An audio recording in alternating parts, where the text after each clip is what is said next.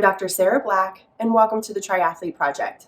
In this video, I'm going to discuss a common issue triathletes face, which is being able to maintain that aero position for your longer rides or longer distance triathlon. Now, this concern isn't necessarily associated with a medical diagnosis, and this video will specifically address upper body concerns, emphasizing the rib cage, the shoulder blades, the shoulder joint, and possibly the neck. Numerous factors can make it challenging to maintain the aero position, and we'll delve into those in future videos. So stay tuned for the lower body edition. But if you're having trouble maintaining the aero position due to upper body concerns, you may be experiencing the following: neck pain, shoulder pain, burning tightness or fatigue throughout the arms, numbness and tingling in the arms and hands, or difficulty achieving a full breath, just to name a few. Or it could just be uncomfortable and you're really dreading those longer rides. We'll start with a review of what muscles are involved when you're in the aero position, and then we'll jump to common causes for difficulty maintaining that aero position, and then we'll talk about ways to self-assess, analyze, and address these issues on your own. Several muscles come into play when we're in the aero position. And hopefully it makes sense that building your muscles' resilience and stamina in the aero position is crucial. They should all be working as a unit to help your body avoid aches, pains, and discomfort on the bike. And because your power is coming from the core and the lower body, as it should, we're really aiming to make the upper body a non-issue. So we've got your primary muscles as pec major, pec minor, serratus anterior, lats, biceps, triceps, and the trapezius group. Some accessory muscles to include your delts, the rotator cuff muscles, coracobrachialis, brachialis, brachioradialis, rhomboids, and levator scap. Oh, and teres major.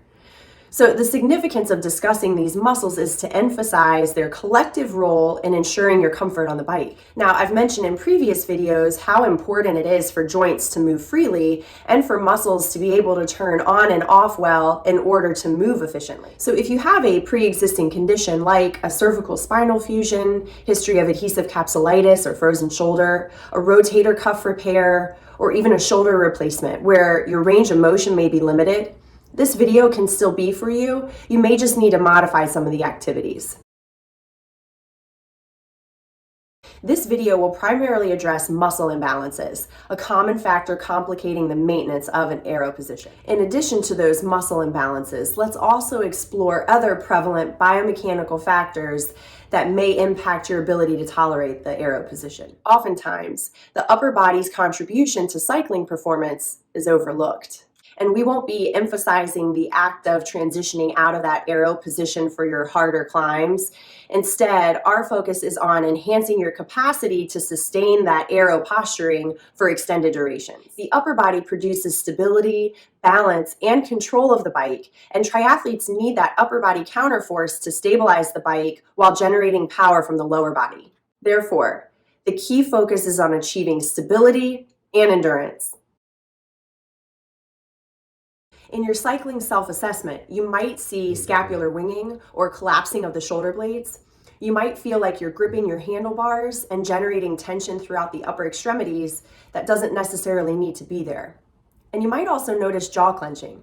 Now, these types of issues can affect your comfort level in the aero position, and your professional bike fitter may or may not pick up on these. To check for muscle flexibility or weakness concerns, let's try the following. Floor angels. Does your entire arm scan the floor throughout the movement, or does it raise at some point? And is there a difference from left to right side? A lat pullover reach with your opposite hand stabilizing the shoulder blade. This will help you decide whether your lats need some mobility work or not. Neck or cervical spine mobility. Is there pain with any of the movements? Is there a difference from left to right? Symmetry here is really important. Mid-back or thoracic spine mobility. Same thing here. Is there pain with any of the movements? Is there a difference from left to right? And last one, scapular retraction and protraction assessment in a modified plank. You should be able to move through your full range of rounding your shoulder blades and collapsing your shoulder blades without feeling stuck one way or the other. Now, we're assuming you've had a professional bike fit in an attempt to correct these concerns, because a correctly fitted bike can prevent many of the overuse injuries that occur due to faulty biomechanics or poor positioning. Let's also assume you've slowly ramped up your time in the aero bars, and you've conditioned your upper body to sustain those demands for long periods of time. Beyond that, here's a few tips to think about when you're going through the exercises. When focusing on strengthening, be sure to clear the sagittal and frontal planes first before moving into rotational movements. Watch for neutral spinal alignment with no head sagging or drooping or overarching in the low back. Keep shoulder blades neutral with no excessive rounding or collapsing. And always keep space between the ears and the top of the shoulders. In this video, we'll be focusing on level 1 exercises, an essential first step for triathletes struggling to maintain an aero position on the bike. They are designed to gently introduce your upper body to rehabilitation and strengthening techniques. And once you've gotten the hang of level 1 and feel you're ready to advance your rehab, check out the level 2 and level 3 exercise handbook on the website.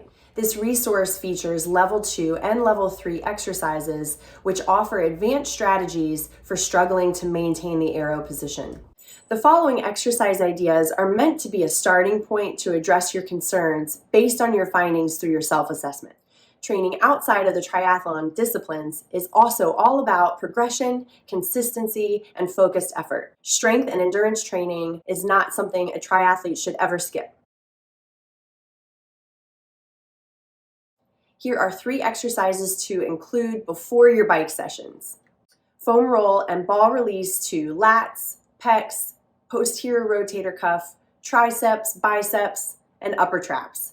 This is a good starting point as these muscles tend to have active trigger points due to cycling. Dynamic lat stretch. Now this one is tough, but a great way to gain full functional flexibility in those lats. Cervical spine self-mobilizations with a towel. If you found any discomfort or stiffness, use this strategy to regain symmetrical movement. Now let's look at 3 strengthening techniques to integrate into your strengthening routine, ideally 2 to 3 times a week. Dead bug isometric with an arm reach. This exercise challenges contralateral torque, which we often find ourselves up against when in the aero position. Serratus press in all fours. Now the serratus anterior is often overlooked, but super important in maintaining optimal shoulder blade positioning in relation to the rib cage.